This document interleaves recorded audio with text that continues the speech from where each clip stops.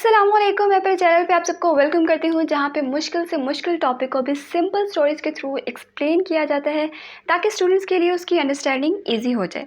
तो आज हम सेकेंड ईयर इंग्लिश बुक 2 का पार्ट 1 उसमें से फर्स्ट चैप्टर को कवर करेंगे, the dying sun by Sir James Jeans.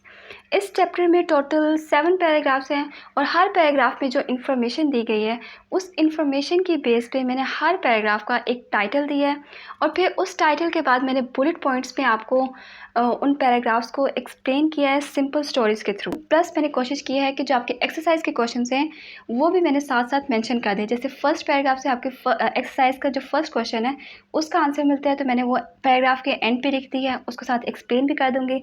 इस तरह से आपके 8 क्वेश्चन हैं वो साथ साथ आपके जो क्वेश्चन आंसर्स हैं एक्सरसाइज के वो भी कवर हो जाएंगे।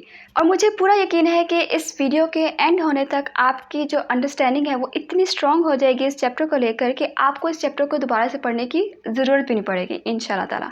तो टाइम वेस्ट किए बगैर हम अपनी वीडियो को स्टार्ट करते हैं। हमारे जो चैप्टर का टाइटल है वो है द डाइंग सन, मतलब ख़त्म होता हुआ, तबाह होता हुआ, मरता हुआ सूरज। अब इस चैप्टर में टोटल 7 पैराग्राफ्स हैं। फर्स्ट पैराग्राफ का जो मैंने टाइटल दिया वो है लिटलनेस ऑफ अर्थ, क्योंकि इसमें जो राइटर है हमें बताता है कि जो हमारी अर्थ का साइज़ है वो कितना छोटा है। ठीक है, अब इस पैराग्राफ में 2 पॉइंट्स आ जाते हैं जिससे हमें पता चलेगा कि हमारी अर्थ का साइज़ कितना छोटा है। एक तो स्टार का साइज़, ठीक है, उसके बाद टोटल नंबर ऑफ स्टार्स। अब हमें लगता है कि हमारी अर्थ का साइज़ बहुत बड़ा है, लेकिन ऐसा नहीं है।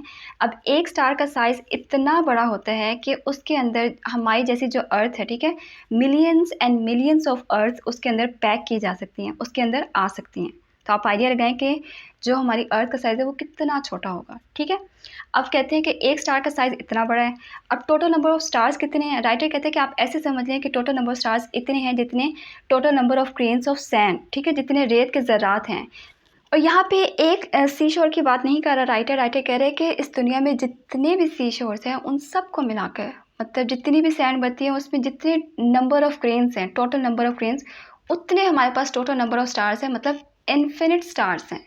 तो एक स्टार उसका साइज़ इतना बड़ा कि millions and millions of earths उसके अंदर आ सकती हैं। फिर एक स्टार नहीं है, इतने ज़्यादा स्टार्स हैं, इन्फिनिट नंबर। तो आप आइडिया लगा सकते हैं कि हमारी जो अर्थ का साइज़ है वो कितना छोटा होगा। ठीक है, अब हम अपने सेकंड पैराग्राफ को स्टार्ट करते हैं। इसका टाइटल मैंने दिया है डिस्टेंस बिटवीन स्टार्स, क्योंकि इस पूरे पैराग्राफ में राइटर हमें बताता है कि ये जो ह्यूज स्टार्स हैं इनके दरमियान में डिस्टेंस कितना है।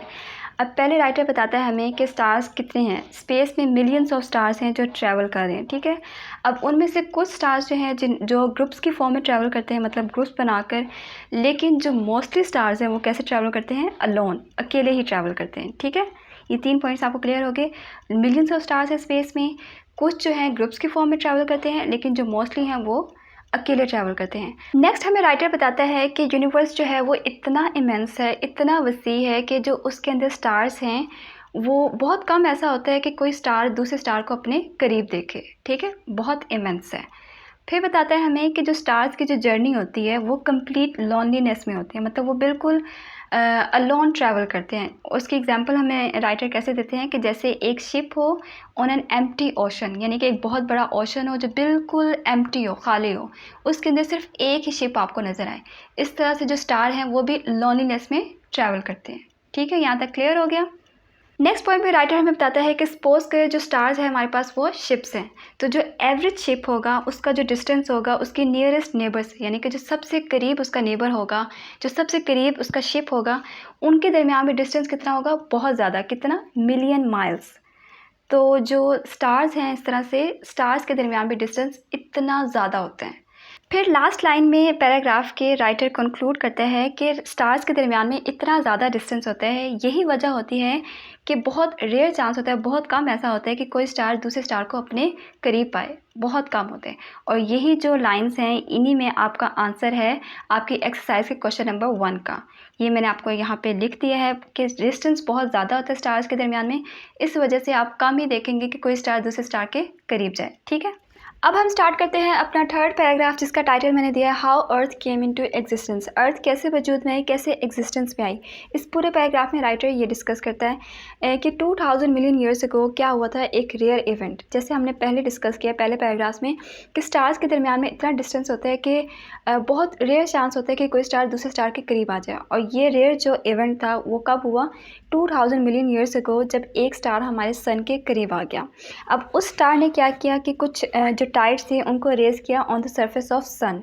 अब ये जो टाइडल वेव्स थी, ठीक है, वो इतनी ज़्यादा थी कि उसकी वजह से एक माउंटेन बन गया। ठीक है, एक माउंटेन आप इमेजिन करें। अब हुआ कुछ यूँ कि जब ये स्टार सन के करीब आता गया तो जो माउंटेन बना था टाइडल वेव्स के थ्रू, वो माउंटेन मज़ीद बड़ा होता गया। ठीक है, it raised higher and higher.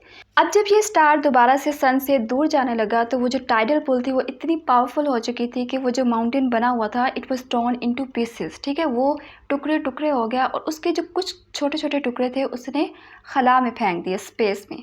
और उस दिन से वो जो टुकड़े हैं छोटे छोटे, वो सूरज के इर्द गिर्द घूम रहे हैं। ठीक है, सन के इर्द गिर्द रिवॉल्व कर रहे हैं। और उन छोटे टुकड़ों को, छोटे और बड़े जो टुकड़े थे, उनको हम प्लैनेट्स कहते हैं।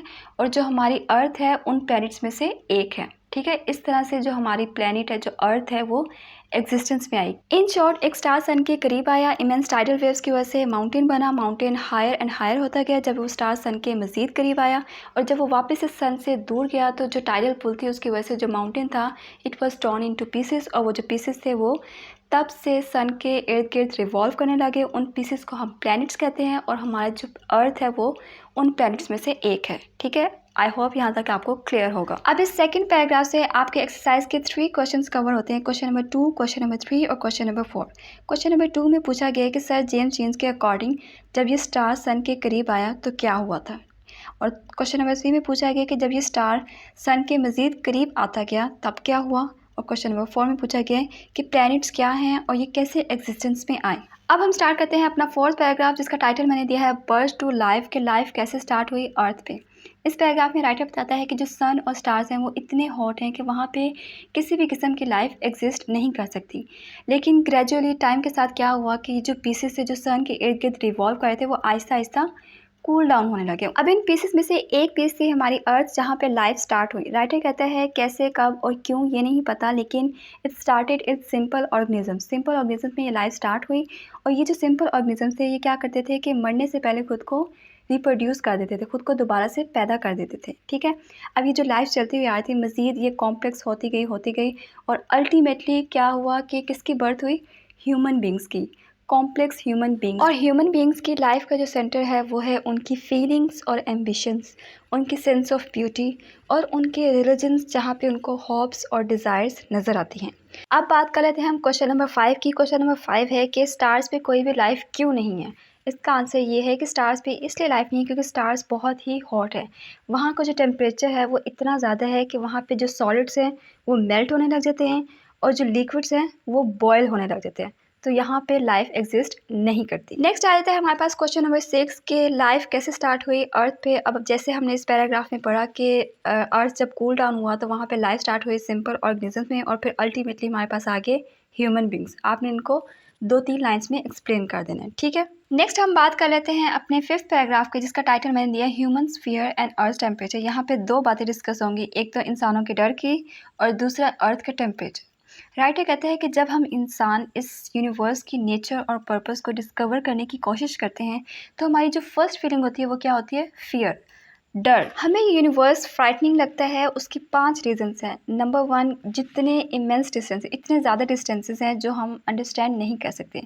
सेकेंडली, जो टाइम स्ट्रेचेस हैं वो इतने ह्यूज हैं जिनको हम इमेजिन भी नहीं कर सकते। ठीक है, थर्ड पे आ जाती है हमारी लॉनलीनेस, ठीक है, हमारा अकेलापन।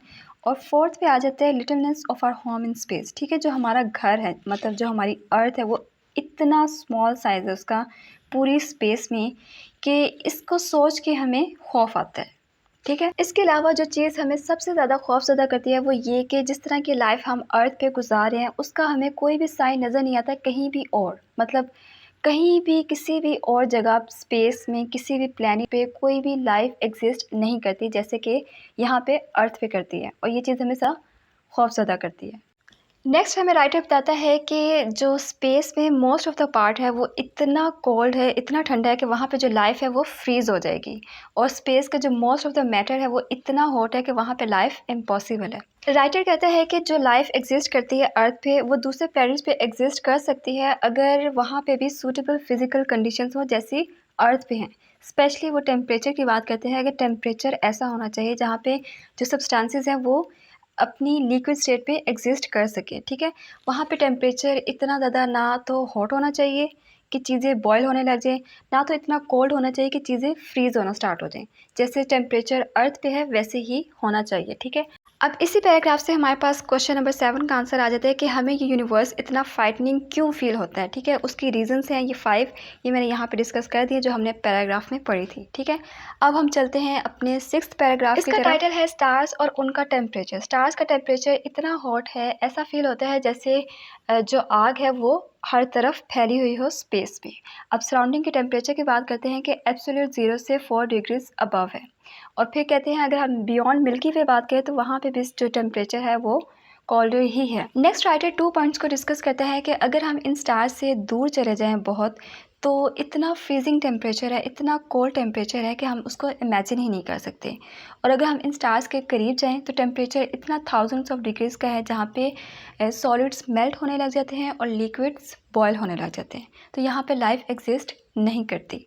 अब आ जाता है हमारे पास लास्ट पैराग्राफ इस चैप्टर का जहाँ पे नैरो बेल्ट्स को डिस्कस करता है राइटर, और कहता है कि नैरो बेल्ट्स में ही लाइफ एग्जिस्ट कर सकती है। और ये जो नैरो बेल्ट्स हैं वो इन फायर्स को सराउंड कर रही हैं, यानी कि ये जो स्टार्स हैं इनके इतने डिस्टेंस पे हैं जहाँ पर टेम्परेचर ना तो इतना गर्म है और ना ही इतना ठंडा है, यानी कि यहाँ पे लाइफ एग्जिस्ट कर सकती है। इन बेल्ट्स की अगर हम आउटसाइड बात करें तो लाइफ जो है वो फ्रीज़ हो जाएगी, टेम्परेचर बहुत कम है। और अगर हम इनसाइड बात करें इन बेल्ट्स की तो इतना ज़्यादा life would be burned up.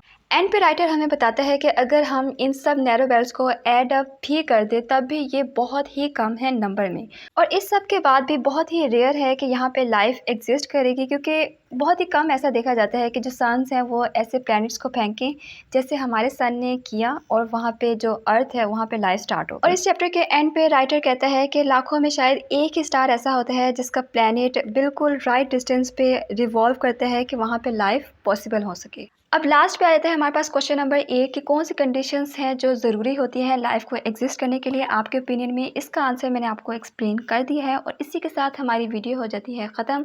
और अगर आपको वीडियो थोड़ी सी भी हेल्पफुल लगी हो तो प्लीज़ मुझे दुआओं में याद रखिएगा। मिलते हैं नेक्स्ट वीडियो में, तब तक के लिए अल्लाह हाफिज़।